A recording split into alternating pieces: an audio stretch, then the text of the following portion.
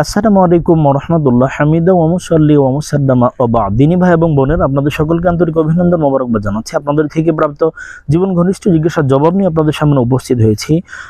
একজন প্রশ্ন করেছেন মুহতারাম শায়েখ, আমরা জানি আল্লাহ তাআলা আমাদের জৈবিক চাহিদা চরিতার্থ করার জন্য হালাল পন্থে আল্লাহ তাআলা বৈবাহিক বন্ধনে আবদ্ধ হওয়াটাকে আল্লাহ তাআলা আমাদের জন্য স্বতঃসিদ্ধ আল্লাহ তাআলা করেছেন। এখন কথা হচ্ছে, হালাল স্ত্রীর সাথেও স্বামী স্ত্রী হালাল পন্থায় মেলামেশার ক্ষেত্রেও নিষিদ্ধ কোনো সময় আছে কিনা, কোন কোন সময়ে স্বামী স্ত্রী একান্তে মিলিত হওয়া যাবে কিনা।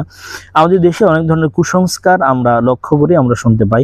আসলে এ ব্যাপারে আমরা স্পষ্টভাবে কোরআন এবং সুন্নাহর দিক নির্দেশনা জানতে চাই। প্রথমত কথা হচ্ছে, স্ত্রী সহবাসে নিষিদ্ধ কোনো সময় স্পষ্টভাবে দিবারাত্রির কোনো সময় এটা এভাবে নেই।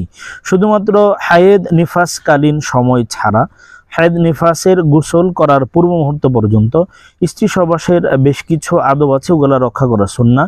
তবে এই ক্ষেত্রে তিনটা অবস্থা আছে, তিনটা সময়: হায়েদ চলাকালীন অবস্থায়, সন্তান প্রসবকালীন সময়ে যে স্রাব হয় ওইটা চলাকালীন অবস্থায়, এবং সিয়াম রাখা অবস্থায় দিনের বেলায় স্বামী স্ত্রী একান্তে মিলিত হয়ে স্পষ্টভাবে রাসূল সাল্লাল্লাহু আলাইহি ওয়াসাল্লাম কোরআনুল হাকিমে আল্লাহ তাআলা এটাকে হারাম করেছেন, রাসূল সাল্লাল্লাহু আলাইহি ওয়াসাল্লাম এটাকে নিষেধ করেছেন।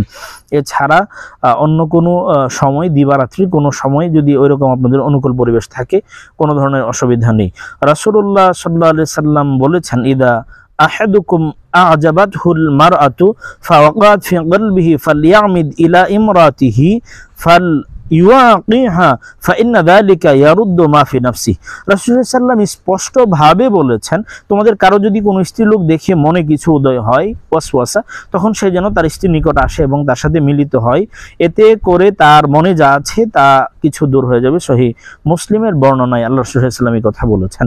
এজন্য স্বামী স্ত্রী মেলামেশা করার জন্য গুরুত্বপূর্ণ তিনটা সময়: হায়েদ চলাকালীন, নিফাস চলাকালীন এবং সিয়াম অবস্থায় দিনের বেলায়। আল্লাহ তাআলা আমাদেরকে বুঝে আমল করার তৌফিক দান করুন, আমিন।